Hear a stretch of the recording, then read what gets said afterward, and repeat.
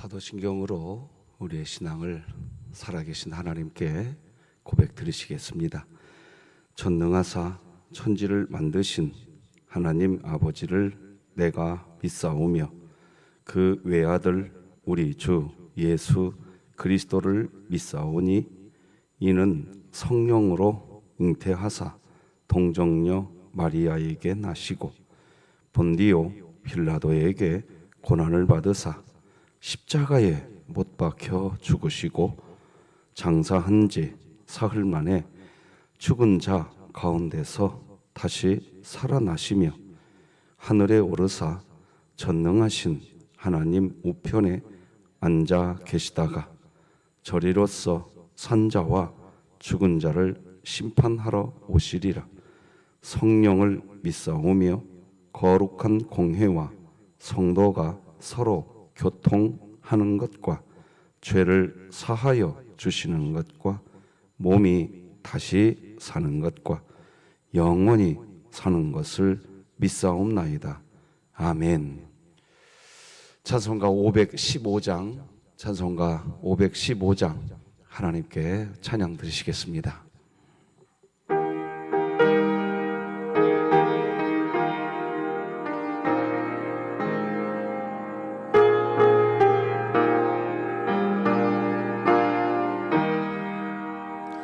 눈을 들어 하늘 보라. 어지러운 세상 중에 곳곳마다 상한 영의 탄식 소리 들려온다. 빛을 잃은 많은 사람 길을 잃고 헤매이며 당자처럼 기진하니 믿는 자여 어이할꼬. 눈을 들어 하늘 보라. 어두워진 세상 중에 외치는 자 많건 많은 생명수는 말라서라. 죄를 대속하신 주님 선한 일꾼 찾으시나. 대답하리 어디 있나. 믿는 자여 어이할꼬. 눈을 들어 하늘 보라. 살아계신 주 하나님 약한 자를 부르시어 하늘 뜻을 전하셨다. 생명수는 홀로 예수 처음이요 나중이라. 곧 가까이 이르신다. 믿는 자여 어이할꼬. 눈을 들어 하늘 보라. 다시 사신 그리스도 만 백성을 사랑하사 오래 참고 기다리셔. 인내하신 우리 구주 의의 심판하시는 날 곧 가까이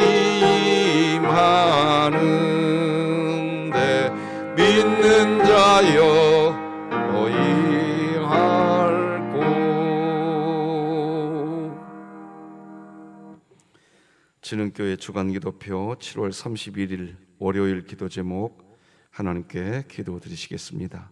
교회를 위해 기도드립니다. 우리를 구원해 주시고 여전히 죄를 범한다 할지라도 용서해 주시며 영화로운 모습으로 천국에 이를 때까지 함께 하시는 하나님의 사랑을 모든 성도들이 알고 믿게 하시고 2023년 복음을 전수하는 가정을 세우는 교회가 되며 지능교회 구역 모임이 천국이 되게 하소서. 이웃을 위해 기도드립니다. 주변에서 외롭고 쓸쓸하게 홀로 살아가는 어르신들에게 지능교회 성도들이 때에 따라 적절한 도움과 담대한 복음 선포를 통해 어르신들의 남은 인생을 하나님께로 인도하게 하소서. 북한을 위해 기도드립니다. 북한을 위해 기도하는 한국교회와 성도들이 오로지 한 영혼이라도 구원하시기 위한 하나님의 마음을 가지고 기도할 수 있게 하시고 지능교회가 입양하여 섬기기 원하는 평안남도 강동군의 하나님의 은혜가 임하게 하소서. 자녀를 위해 기도드립니다. 하나님이 세우신 가정마다 복음 아래 견고히 세워지게 하사 부모가 자녀를 말씀으로 잘 양육하게 하시고 가정 예배를 통해 늘 하나님 말씀을 가까이 하는 가정이 되게 하소서. 국가와 열방을 위해 기도드립니다.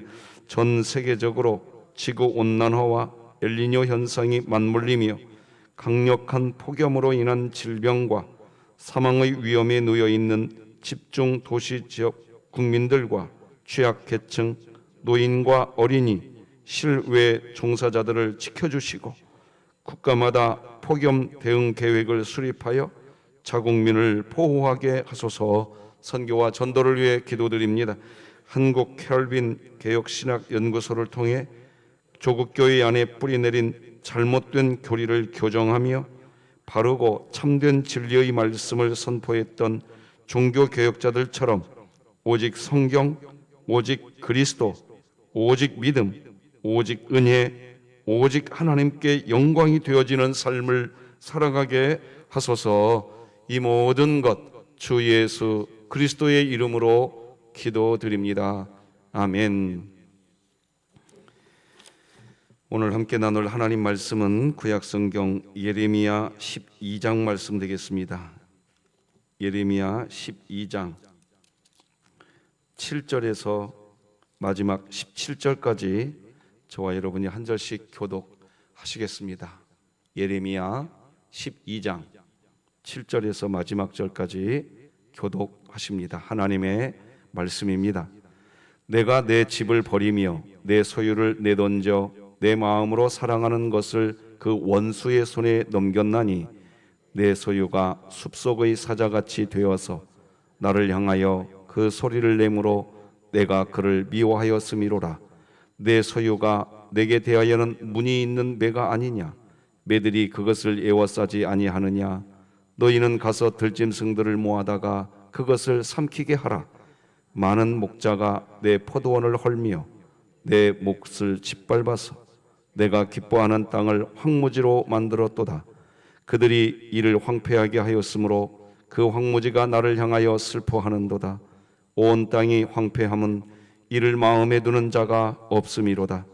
파괴하는 자들이 광야의 모든 벗은 산 위에 이르렀고 여호와의 칼이 땅이 끝에서 저 끝까지 삼키니 모든 육체가 평안하지 못하도다. 무리가 밀을 심어도 가시를 거두며 수고하여도 소득이 없은즉 그 소산으로 말미암아 스스로 수치를 당하리니 이는 여호와의 분노로 말미암음이니라. 내가 내 백성 이스라엘에게 기업으로 준 소유에 손을 대는 나의 모든 악한 이웃에 대하여 여호와께서 이와 같이 말씀하시니라. 보라, 내가 그들을 그 땅에서 뽑아버리겠고 유다 집을 그들 가운데서 뽑아내리라. 내가 그들을 뽑아낸 후에 내가 돌이켜 그들을 불쌍히 여겨서 각 사람을 그들의 기업으로 각 사람을 그 땅으로 다시 인도하리니 그들이 내 백성의 도를 부지런히 배우며 살아있는 여호와라는 내 이름으로 맹세하기를 자기들이 내 백성을 가리켜 바알로 맹세하게 한 것 같이 하면 그들이 내 백성 가운데에 세움을 입으려니와 함께 읽겠습니다. 그들이 순종하지 아니하면 내가 반드시 그 나라를 뽑아 멸하리라. 여호와의 말씀이니라. 아멘. 어느덧 7월의 마지막 날이 되었습니다. 여기까지 인도하신 하나님께 감사하고 또 새로운 8월 달을 지켜주실 하나님을 기대하면서 내일 월삭 성찬 새벽 기도회로 모이겠습니다. 반드시 자녀들에게 연락하셔서 함께 기도하자고 독려하셔서 그렇게 내일 함께 할 수 있었으면 좋겠습니다. 오늘은 버림이냐 세움이냐 이런 제목으로 말씀 나누겠습니다. 하나님께서 이스라엘을 버리는 것이 목적이냐 아니면 다시 세우는 것이 목적이냐, 그런 질문이 되겠습니다. 우리가 오늘 본문 예레미야 12장 말씀을 보았는데 예레미야 12장 1절을 보면 사실 예레미야가 하나님께 질문을 합니다. 이렇게 기록하지요. 여호와여, 내가 주와 변론할 때에는 주께서 의로우시니이다. 그러나 내가 주께 질문하옵나니 악한 자의 길이 형통하며 반역한 자가 다 평안함은 무슨 까닭이니까. 예레미야가 하나님을 향하여서 질문을 합니다. 하나님, 도대체 왜 악한 자의 길이 형통하고 반역한 자의 삶이 평안합니까? 질문합니다. 선지자 예레미야가 하나님께 이렇게 질문하는 이유가 있습니다. 예레미야가 각 마을마다 돌아다니면서 선포한 하나님의 메시지는 정리하면 이렇게 5가지로 정리할 수 있습니다. 첫째, 너희는 이미 하나님의 자녀다. 둘째, 잘못된 믿음, 행위구원, 행위은혜, 거기에서 돌아서라. 셋째, 이미 자녀된 너희에게 하나님이 미래에 희망을 주려는 것을 그냥 믿으면 된다. 넷째, 그러므로 돌이키고 즉 회개하고 이미 너희는 하나님의 자녀가 되었으니 그냥 감사해라. 다섯째, 그렇지 않으면 심판이 임하게 된다. 이게 예레미야의 메시지입니다. 이게 예레미야의 선포 내용입니다. 이 5가지가 예레미야가 선포한 메시지라는 거예요. 이 메시지를 전하는 예레미야의 메시지 중에서 어느 부분에서 이스라엘이 순종하고 있지 않았는가 하면 바로 2번째 메시지, 잘못된 믿음, 행위구원, 행위은혜에서 돌아서라는 겁니다. 예레미야 7장에서 20장까지는 그 내용입니다. 그 이유는 바로 이스라엘 사람들이 인정하고 있던 이스라엘 나라의 지혜로운 자, 용사, 부자들의 메시지 때문이었습니다. 예레미야 9장에 보면 이런 말씀이 나오지 않습니까? 여호와께서 이와 같이 말씀하시되 지혜로운 자는 그의 지혜를 자랑하지 말라. 용사는 그의 용맹을 자랑하지 말라. 부자는 그의 부함을 자랑하지 말라. 하나님은 왜 예레미야를 통해서 지혜로운 자, 용사, 부자, 너희들을 자랑하지 말라, 왜 이렇게 이야기했을까요? 여기 기록된 이 세 부류의 사람들이 전하는 메시지가 있었습니다. 지혜자, 용사, 부자들이 전하는 메시지가 있었어요. 그리고 그 반대편에 예레미야가 전하는 메시지가 있었어요. 이것이 충돌이 된 겁니다. 자, 화면으로 이렇게 정리해 드려 보겠습니다. 지혜로운 내가 말하는데 이스라엘 사람들아, 이렇게 하면 더 지혜로운 나라가 돼. 용사인 내가 말하는데 이스라엘 사람들아, 이렇게 하면, 너희들이 행위를 하면 용맹한 나라가 돼. 부자인 내가 말하는데 이스라엘 사람들아, 이렇게 하면 부유한 이스라엘 나라가 돼. 하면서 이들이 전하는 행위 구원, 행위 은혜를 부추기는 이들의 이 주장 때문에 이스라엘은 예레미야가 전하는 하나님의 메시지를 버렸단 말입니다. 버렸어요. 사실 이 세상에 상태는 어떤 상태인 줄 아시죠? 여러분들도 다 아시죠? 지혜로운 자, 용사, 이 부자들이 전하는 이 메시지가 훨씬 설득력이 있고, 그래 맞아, 저 지혜로운 자, 저 용사, 저 부자가 말하는 것처럼 저렇게 행동하면 우리도 부자가 될 수 있어. 우리도 용맹한 나라가 될 수 있고, 이스라엘 얼마든지 지혜로운 나라 우리가 그렇게 만들어갈 수 있어. 그들은 그렇게, 이들의 메시지가 이스라엘 백성들에게 훨씬 설득력이 있었습니다. 예레미야는 무슨 말하냐? 너희는 가만히 있어라. 하나님이 아신다. 이게 이스라엘 백성들에게 설득력이 없었습니다. 아니 어떻게 가만히 있는데 우리 이스라엘이 지혜로운 나라가 되고 용맹한 나라가 되고 부자가 된단 말인가? 그리고 예레미야의 말 잘 들어봐. 지 말 안 들으면 우리나라가 바벨론에 멸망당한대. 이러니 지혜로운 자, 용사, 부자들이 하는 메시지는 파급력이 생기기 시작했습니다. 그런데 그 반면에 예레미야의 메시지는 아무런 영향력을 발휘하지 못했습니다.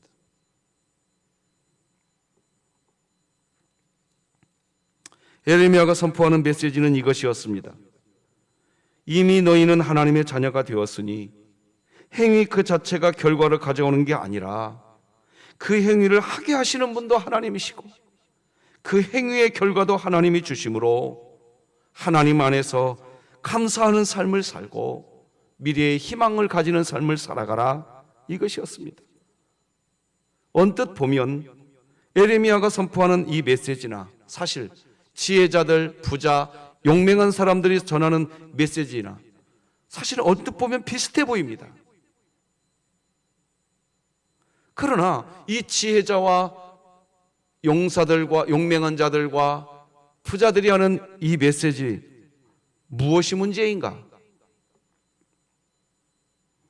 이들이 주장하는 대로 인간이 그렇게 행위를 해서 진짜 이스라엘 나라가 지혜로운 나라가 되고, 인간이 그렇게 행위를 해서 진짜 이스라엘 나라가 용맹하고 부유한 나라가 되면 결국에는 이스라엘이 어떻게 되느냐? 자기 우상 섬기는 겁니다. 내가 그 행위했어. 그렇게 될 수밖에 없습니다. 하나님은 그걸 막으시는 겁니다. 실제 그 결과 이스라엘은 어떤 지경에 빠졌습니까? 우리 11장 13절을 다 같이 읽어보십시다. 시작. 유다야, 네 신들이 네 성읍의 수와 같도다. 너희가 예루살렘 거리의 수대로 그 수치스러운 물건의 제단, 곧 바알에게 분향하는 제단을 쌓았도다. 그러니까 다 자기 자아 우상 섬기니까 뭐라고 기록합니까? 너희의 신들이 네 성읍의 수와 같다. 다 자기 우상 섬기는 겁니다.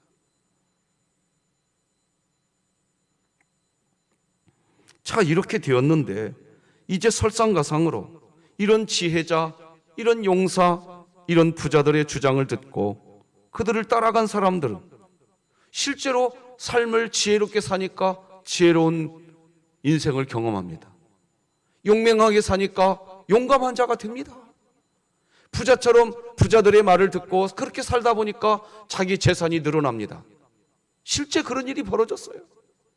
그러니 시간이 갈수록 어떤 일이 벌어지느냐, 이제 하나님의 메시지는 아무런 영향력이 없는 거예요. 정말 허공의 메아리가 되고 마고 그런 상황인 겁니다. 이런 상황에서 예레미야가 질문한 겁니다. 예레미야 12장 1절 다시 읽어드리겠습니다. 여호와여, 내가 주와 변론할 때에는 분명히 주께서 의로우시니이다. 그러나 여호와여, 내가 주께 질문 좀 하고 싶습니다. 악한 자의 길이 형통하며 반역한 자가 다 평안함은 도대체 무슨 까닭입니까? 저들이 말하는 대로 사니까 지혜로운 사람이 되어버렸고, 저들이 말하는 대로 하니까 용감하고 부자들이 다 되어버렸습니다. 그러니 하나님이요, 내가 전하는 메시지는 들으려고 하지를 않습니다. 아니, 들으려고 하지 않는 데에서 끝나면 그것도 좋은데 예레미야가 전하는 메시지를 듣고 예레미야를 죽이려고 한단 말입니다. 그러니 하나님, 그 하나님을 향해서 예레미야가 질문하고 싶지 않겠습니까? 하나님, 이게 뭡니까? 하나님, 말씀 좀 해주십시오. 이런 상황이 된 겁니다. 그게 오늘 본문의 배경입니다. 토요일과 주일날 메시지를 우리가 그 앞의 내용을 다루지 않았기 때문에 오늘 그 부분을 다뤄드린 겁니다. 여러분, 성경책에 보면요, 성경 66권 중에 예레미야 애가라는 성경이 있어요. 오죽하면 성경 66권 중에 예레미야 애가가 있겠습니까? 이 예레미야 애가라고 하는 성경책이 있는 이유는 학자들은 이렇게 정리합니다. 한마디로 말씀드리겠습니다. 예레미야의 이 애끓는 심정이 사실은 하나님의 심정입니다. 예레미야를 이 세상에 세워놓고 하나님이 하나님 마음을 예레미야의 마음으로 우리에게 알려주시는 거예요. 그래서 예레미야 1장 1절은 이렇게 시작됩니다. 슬픔으로 시작됩니다. 슬프다 이 성이여, 전에는 사람들이 많더니 이제는 어찌 그리 적막하게 앉았는고, 전에는 열국 중에 크던 자가 이제는 과부같이 되었고, 전에는 열방 중에 공주였던 자가 이제는 강제 노동을 하는 자가 되었도다. 슬픈 겁니다. 예레미야 인간적인 슬픔, 그 예레미야의 그 슬픔을 사실은 누구의 슬픔이라고 우리에게 알려주느냐? 하나님의 슬픔입니다. 그래서 성경 66권 중에 세상에 성경책 이름이 뭐냐? 예레미야의 애가, 예레미야의 슬픈 노래. 이런 성경도 만들어질 정도였단 말입니다. 얼마나 슬프냐 말입니다. 자, 이런 상태에서 하나님은 설상가상으로 오늘 본문 14절 다 같이 읽어보십시다. 화면 보고 시작. 내가 그들을 그 땅에서 뽑아버리겠고 유다 집을 그들 가운데서 뽑아내리라. 하나님은 이제 심판을 하시겠다고 하니 그 중간에 끼어있는 이 예레미야는 어떻게 하라는 얘기입니까 이제? 그래서 하나님은 계속해서 심판을 전하라고 하고, 한번 여러분 상상해 보세요. 하나님은 계속 심판을 전하라고 하지, 그러니까 심판을 전할 수밖에 없어요. 그런데 이스라엘 백성들의 현 상황은 어떻습니까? 지혜자와 용맹한 자와 부자들의 이야기를 듣고 그들을 따라서 생활을 하다 보니까 진짜로 부자가 되었고 용맹한 지혜로운 나라가 되고 있습니다. 이러니 예레미야는 기가 막히는 거예요. 이 예레미야의 기가 막힌 마음이 사실은 하나님 마음입니다. 제가 왜 그렇게 이야기하느냐, 이제 성경책을 보고 말씀 나누겠습니다. 14절과 15절을 한번 보십시오. 자, 성경책을 보고 14절 15절 제가 읽어드릴 테니 한번 잘 봐보세요. 내가 내 백성 이스라엘에게 기업으로 준 소유에 손을 대는 나의 모든 악한 이웃에 대하여 여호와께서 이와 같이 말씀하시니라. 보라, 내가 그들을 그 땅에서 뽑아버리겠고 유다 집을 그들 가운데서 어떻게 하겠다? 뽑아내버리겠다. 하나님이 그렇게 얘기해놓고 곧바로 15절에서 또 뭐라고 합니까? 같이 읽어봅시다. 15절은 시작. 내가 그들을 뽑아낸 후에 내가 돌이켜 그들을 불쌍히 여겨서 각 사람을 그들의 기업으로 각 사람을 그 땅으로 다시. 여러분, 이게 무슨 감정일까요? 이걸 양가 감정이라고 합니다. 그런데 양가 감정이라는 표현으로도 설명할 수 없는 감정이 여기에 있어요. 자, 이겁니다. 이렇게 설명할 수 있습니다. 하나님이 뽑아버리겠대. 그 말을 지금 하고 계시는 거예요. 뽑아버리겠다. 그러나 내가 너희들을 인도하겠다. 아니, 이 감정을 어떻게 설명해야 됩니까? 하나님은 지금 두 가지를 다 하셔야 됩니다. 휘소리도 들어야 되고 끌어안아야 되고. 여러분, 이거 정신분열증 걸립니다. 인간으로 얘기하면. 사람이 왜 정신분열증이 걸립니까?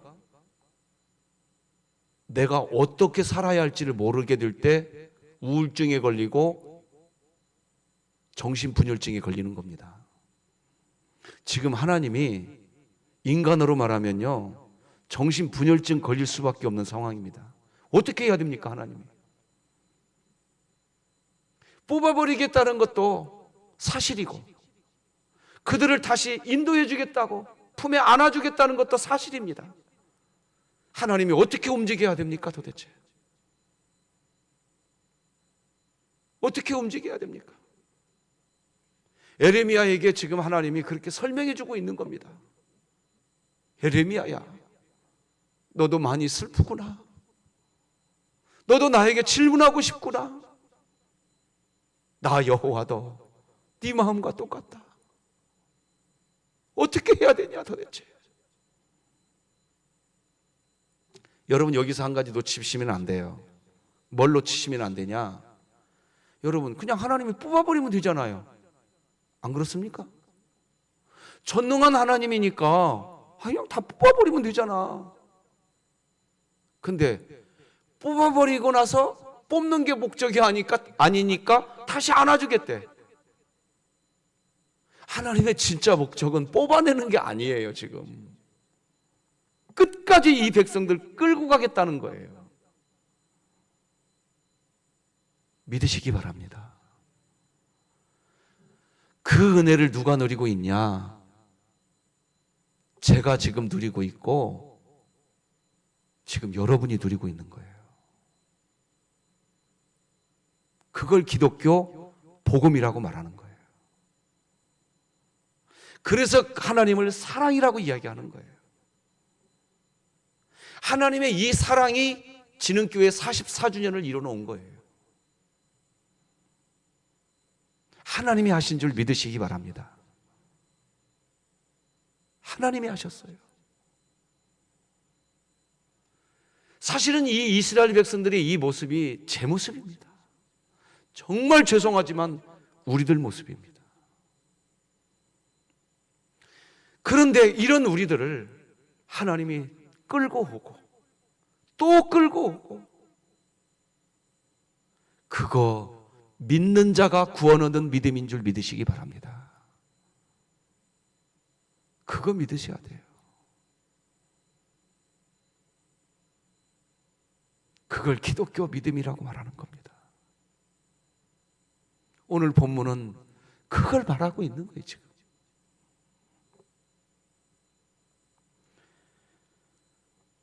여러분 12장 7절을 한번 같이 한번 읽어보십시다. 여기에 설명해야 될 내용이 하나 있습니다. 시작. 내가 내 집을 버리며 내 소유를 내던져 내 마음으로 사랑하는 것을 그 원수의 손에 넘겼나니.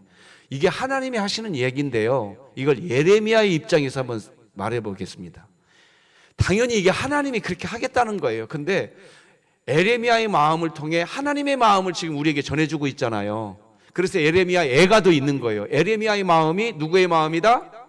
하나님의 마음인 거예요 지금. 그러니까 12장 7절을 예레미야가 이렇게 한다 라고 하는 입장에서 한번 보자는 거예요. 자, 예레미야인 내가 내 집을 버린대요. 내 소유를 내던지겠대요.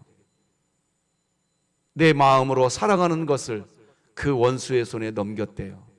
자, 그런데 여기 하나 콕 찍고 가고 싶은 게 하나 있어요. 이것 때문에 이 부분 설명하고 싶은데요, 내가 내 집을 버린다.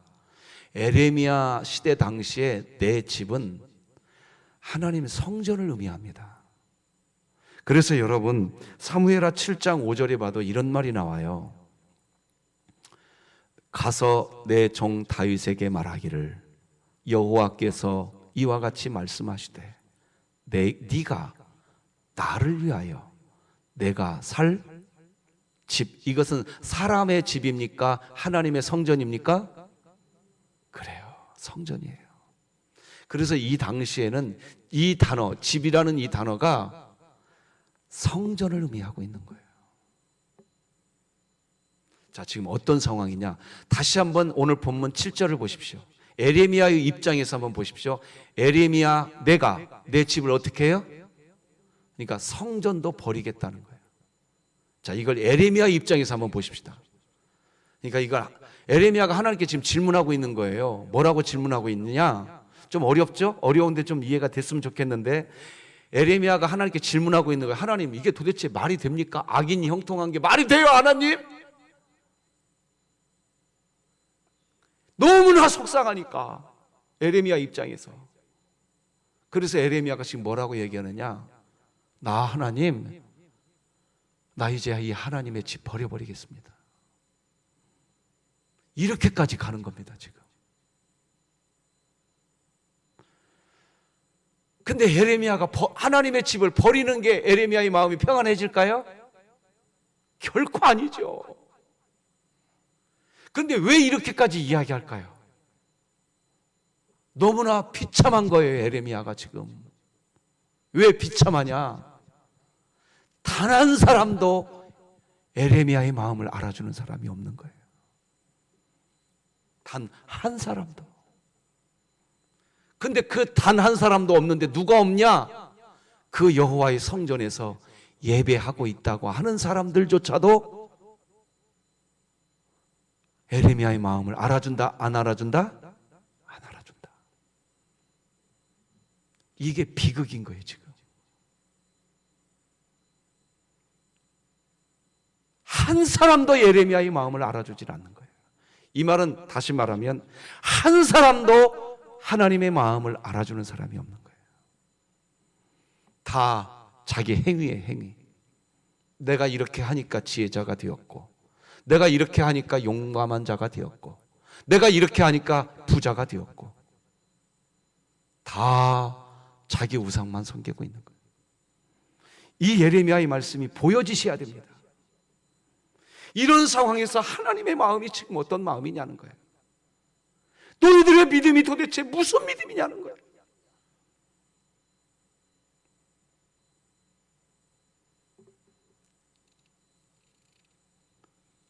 (12절을) 다 같이 읽어보십시다. 시작. 파괴하는 자들이 광야의 모든 벗은 산 위에 이르렀고 여호와의 칼이 땅 이 끝에서 저 끝까지 삼키니 모든 육체가 평안하지 못하도다. 하나님의 눈에 지금 평안하지 못하다, 이것을 설명하려고 하는 겁니다. 자, 지혜자의 말을 듣고 해보니까 지혜로운 자가 되었고, 용감한 자 말 듣고 행해보니까 용감한 자가 되었고, 부자들 말을 듣고 부자들 가리키는 대로 했더니 부자가 되었어요. 그래서 겉으로 볼 때는 여기 있는 사람들이 부족한 게 있어요, 없어요? 부족한 게 하나도 없어요. 그런데 이제 하나님의 눈으로 이들을 바라보자 이겁니다. 하나님의 눈으로 이들을 한번 바라보자는 거예요. 그게 12절입니다. 하나도 부족한 것이 없는 이들.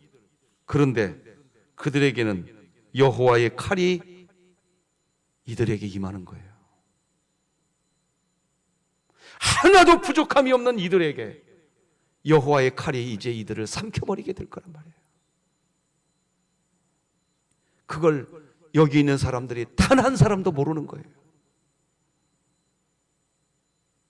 누구도 깨닫지 못하는 거예요. 지금 기후 위기의 시대입니다. 누군가 한 사람은 깨달아야 돼요, 지금. 나는 그 한 사람이 우리 진흥교회가 되기를 바랍니다. 지금 하나님이 처처에서 사인을 주고 있잖아요. 심판의 때가 온다. 심판의 때가 온다. 그런데 우리들의 신앙이 어디에 있냐 이겁니다.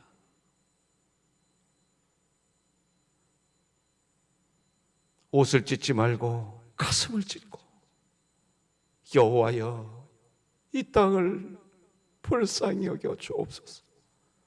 저희들이 지은 죄 때문이니다. 하나님의 은혜가 아니면 살 수가 없습니다. 이렇게 부르짖어야 되는데 뉴스를 키면 다 자기 나라 이익만 챙기고 있고, 지금도 정치를 보면 여당 야당 다 자기들 말씨름만 하고 있고, 사회를 보면 그렇고, 바로 이런 때 교회가 희망이 되어줘야 되지 않겠습니까? 교회가 누군가는 일어서서 등불을 들어줘야 되지 않겠습니까? 에레미야처럼 매국노라고 손가락질 당한다 할지라도 이 시대여 들으라, 이 세상을 창조하신 여호와가 계신다, 그를 바라보면 살 수 있다 하면서 누군가가 깃발을 들어야 되지 않겠습니까? 하나님이 우리에게 은혜 주시는 분이시다, 그분을 의지해라. 우리 진흥교회가 그 복음의 깃발을 들 수 있기를 소망합니다. 7월 한 달간도 수고 많으셨습니다. 여기까지 이끌어 주신 하나님께 감사하시고 오늘 하루 잘 마무리하시고 8월 또 시작하십시다. 기도하겠습니다. 하나님 아버지, 감사합니다. 하나님이 세우시려고 하시는 것인지 헐어버리려고 하시는 것인지 하나님의 마음조차도 너무나도 괴로운 마음, 그러나 하나님의 본심은 세우는 것인 줄 믿습니다. 장래에 희망을 주는 것인 줄 믿습니다. 그 하나님 안에 우리 진흥교회가 있게 하여 주시옵소서. 아버지, 우리 진흥교회가 하나님의 음성을 듣게 하여 주시고 우리 진흥교회가 이 세상을 향하여 복음의 깃발을 들게 하여 주시옵소서. 선교사님들, 삐자립교회, 우리 원로 목사님과 병약한 우리 지체들, 특별히 우리 가영자매 신명자 집사님, 아버지 기억하여 주시옵시고 우리 새벽 성도들을 권념하여 주시옵시고 7월 한 달간 애쓰고 수고한 주의 종들에게 하늘의 평강을 도와여 주시고 내일 새벽 전 가족이 함께 하나님께 기도하며 8월의 첫날을 시작할 수 있도록 우리 교회를 이끌어 주시옵소서. 우리와 함께 하시는 하나님께 감사하오며 예수님의 이름으로 기도드립니다. 아멘. 하늘에 계신 우리 아버지여, 이름이 거룩히 여김을 받으시오며 나라가 임하시오며 뜻이 하늘에서 이루어진 것 같이 땅에서도 이루어지이다. 오늘 우리에게 일용할 양식을 주시옵고 우리가 우리에게 죄 지은 자를 사하여 준 것 같이 우리 죄를 사하여 주시옵고 우리를 시험에 들게 하지 마시옵고 다만 악에서 구하시옵소서. 나라와 권세와 영광이 아버지께 영원히 있사옵나이다. 아멘.